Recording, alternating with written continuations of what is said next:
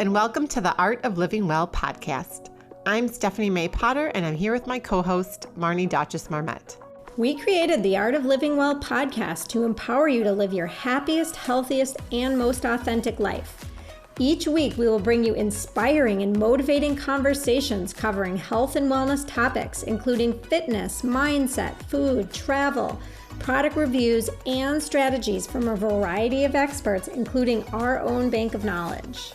We are excited to educate, motivate, and inspire you to change the way you perceive health and discover your art of living well. Get ready to feel inspired.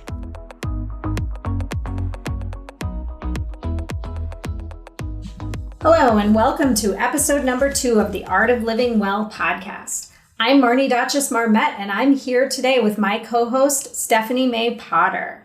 And today we're going to talk to you about cravings.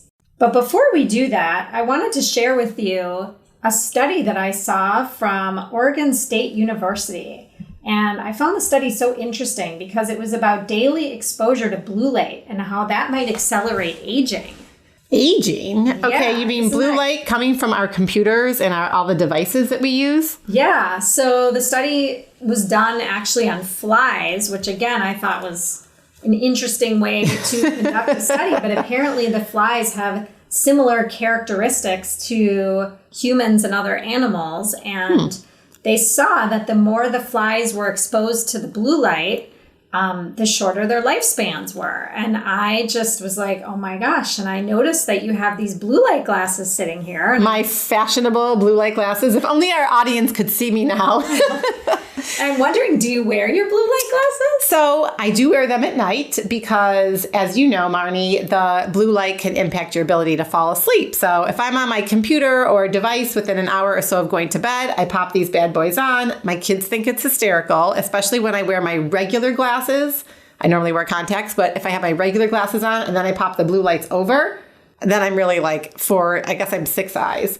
So I do wear them, but I had no idea that they would impact my life expectancy. Yeah, so after reading this study, and I've actually seen a lot recently on how blue light affects us and our circadian rhythms and our sleep cycles. Right. I'm really, I'm going to buy a pair for all of my kids because they stay up late at night studying, especially my son who's in college. And I just think that why wouldn't you wear them? Exactly. Why don't you send him a care package? Yes, definitely. Definitely going in the care package. And I don't know, can we find a more fashionable pair than these? I'm going to write that down on my to-do list. Hopefully we're going to find a really cool pair of blue light glasses and link them up to the show. Absolutely. We're on the search. All right. Moving on. So what about your high for this week?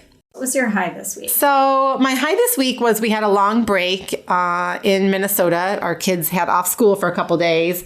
And we actually didn't go anywhere, which was kind of nice. We had lovely weather in Minneapolis, and we did some day trips. We went to Taylor's Falls and hiked around. We went to the apple orchard and a corn maze, and just my kids had, unstructured downtime, which was much needed after a busy start to the school year. That sounds really nice. And it's so important for the kids to have that downtime at home. Yes. Because life is so busy these days. Exactly. What about you, Marnie?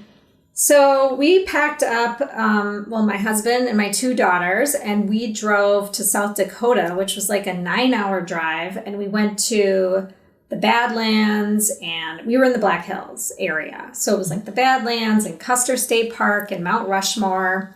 It was really fun. It was very beautiful. We did tons of hiking. It was a really long drive, and I was not looking forward to that, but it was worth it. Yeah. And it was a wonderful trip. We had a lot of fun, except that we were missing my son, who's in college. Yeah. It was our first time taking a trip without him. Right.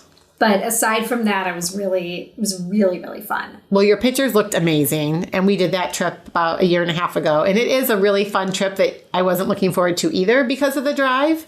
And then during and after, we were so glad that we did it. So yeah, no, I'm definitely glad we did it also. And what about your low? Did you have any lows this week?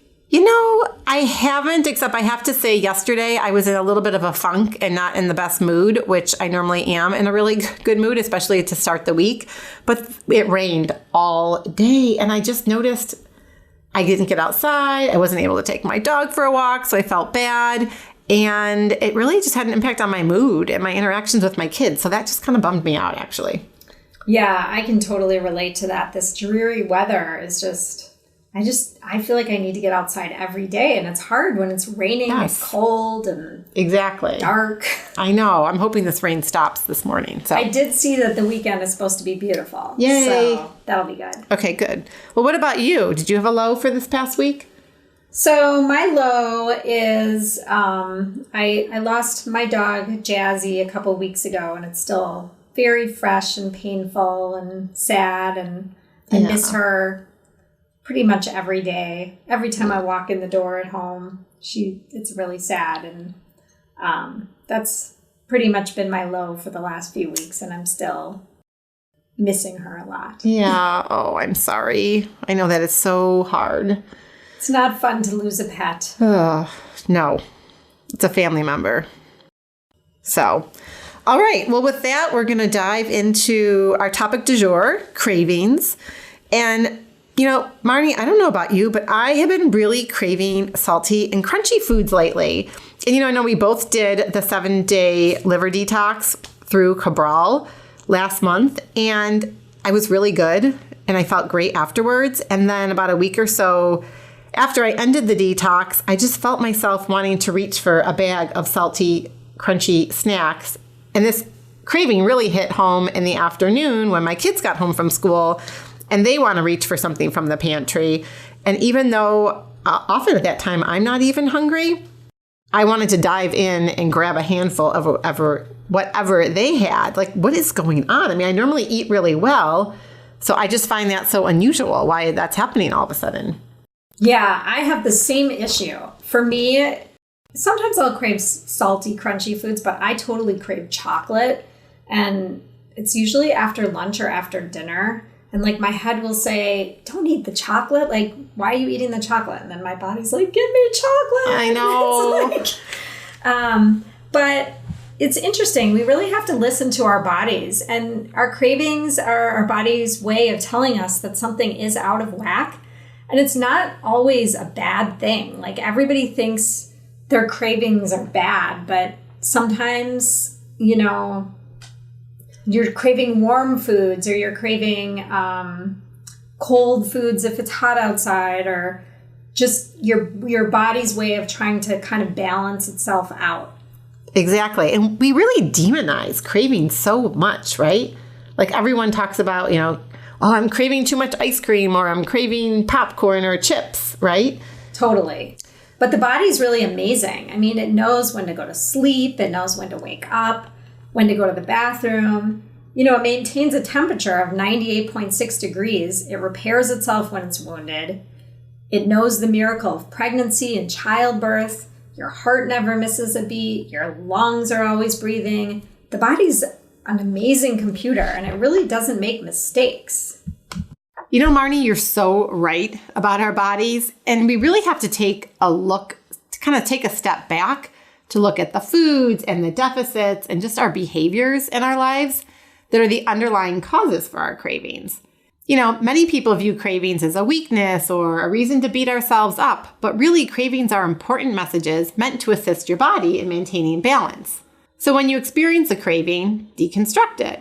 Ask yourself, what does my body really want and why?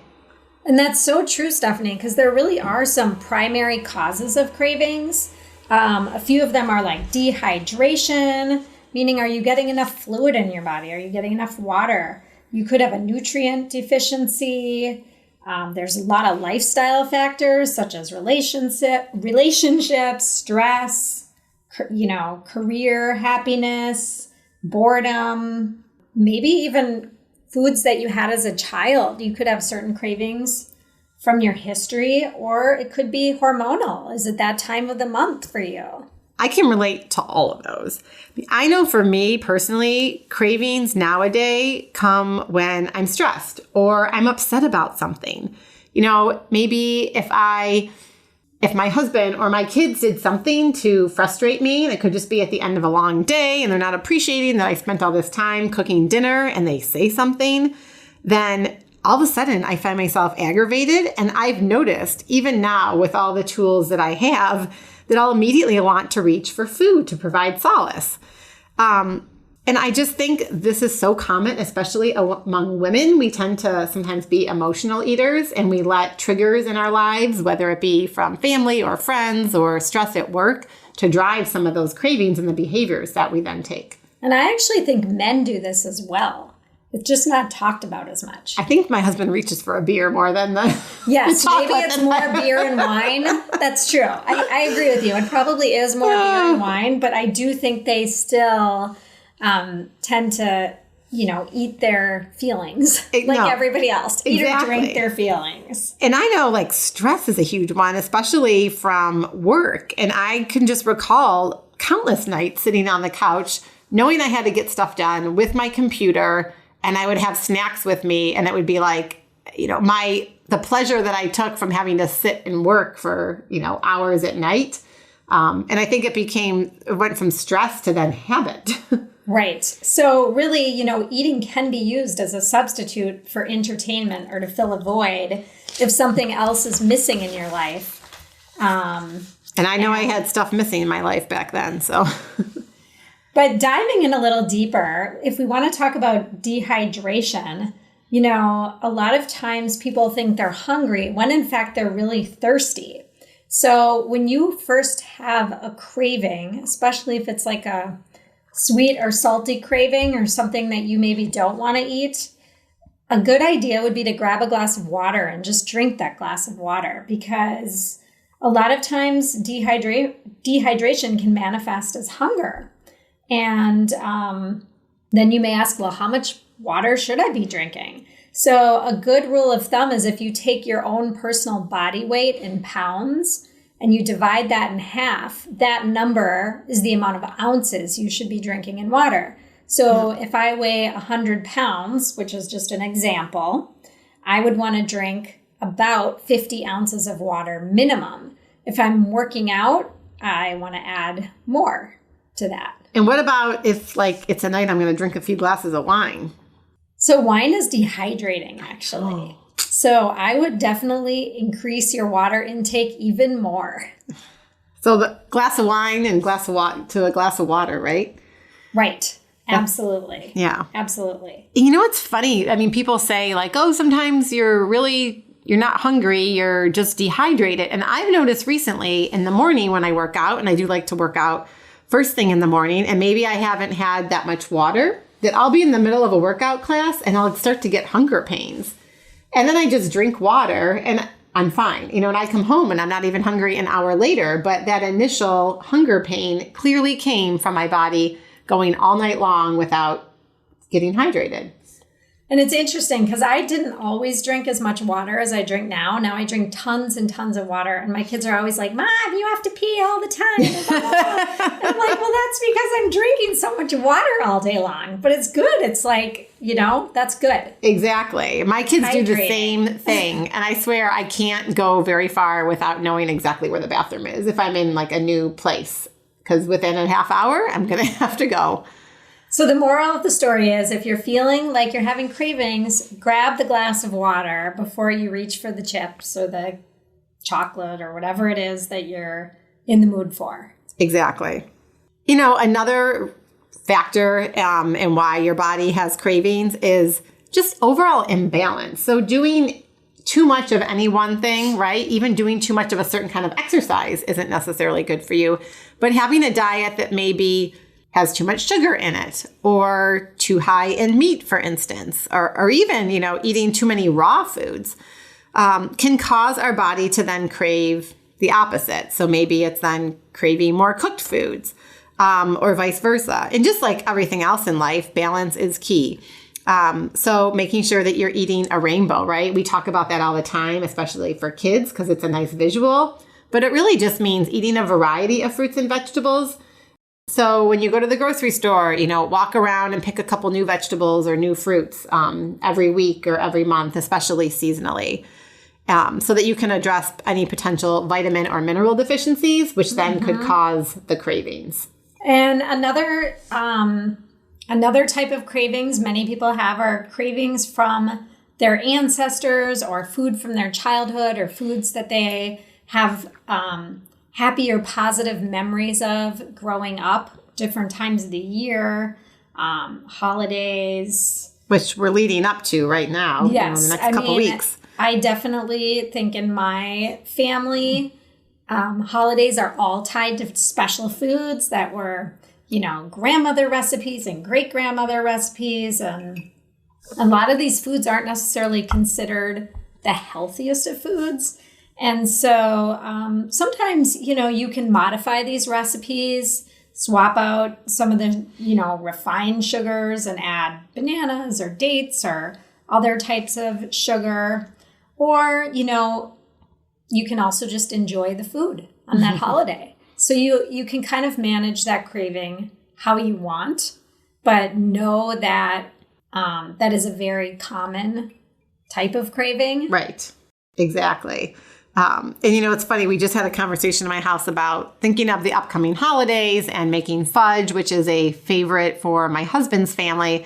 And I have tried to make some lighter versions of the fudge, and the kids already told me this year, Mom, you're not going to use the coconut milk this year, or whatever it was, in substitution for the sweetened condensed milk. And so I'll probably make a healthy version and just a traditional version, because I know that's what my family wants, and it's once a year, right? And the thing is, if you're going to eat the traditional holiday food, you should enjoy it. You shouldn't beat yourself up about it.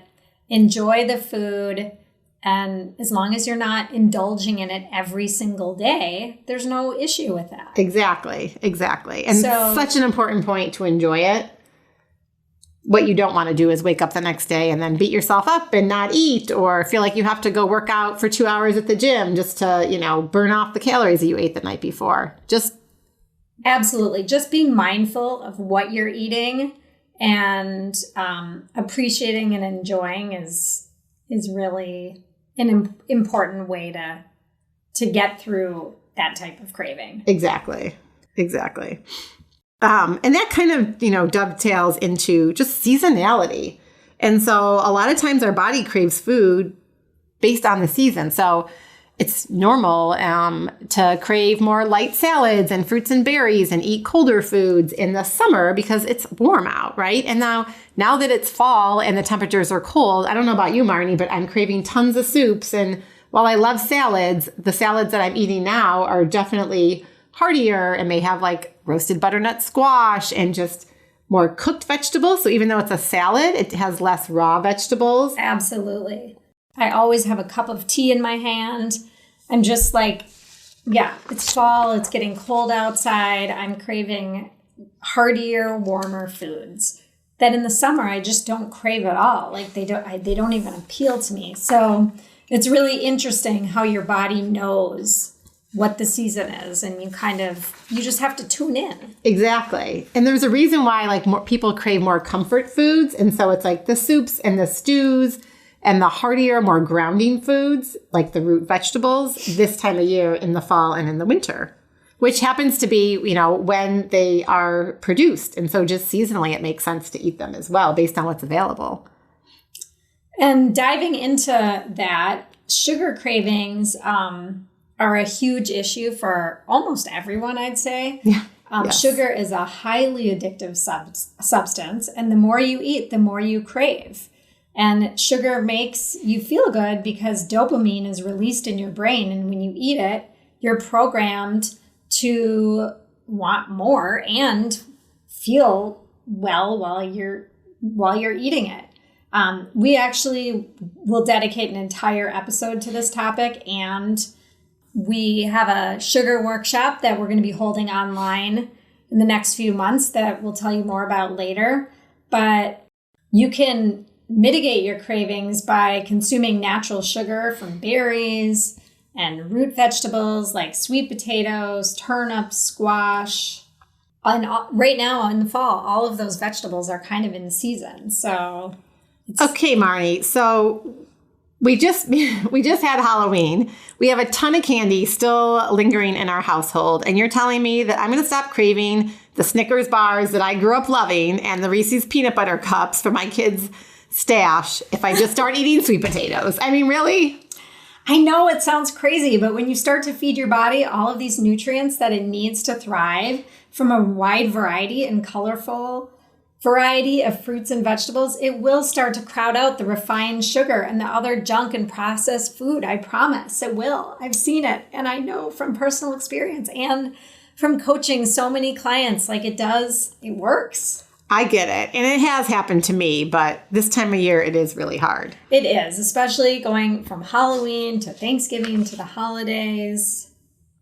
I think the last thing we kind of want to talk about, or one of the last areas of cravings, is just a little bit of hormonal, right? And so when our hormones fluctuate, it can cause cravings, especially during that time of the month for certain women. But it's amazing that you can reduce some of these cravings just by eating more whole fruits and vegetables, in particular, lots of leafy greens and colorful vegetables, kind of going back to eating a rainbow, and making sure you have a lot of healthy fats, especially plant-based fats. So, avocado oil, and nuts and seeds and olive oil, making sure you're using a lot of that in your cooking. And then plenty of clean protein, and that will really help to mitigate a lot of the symptoms as well as the cravings.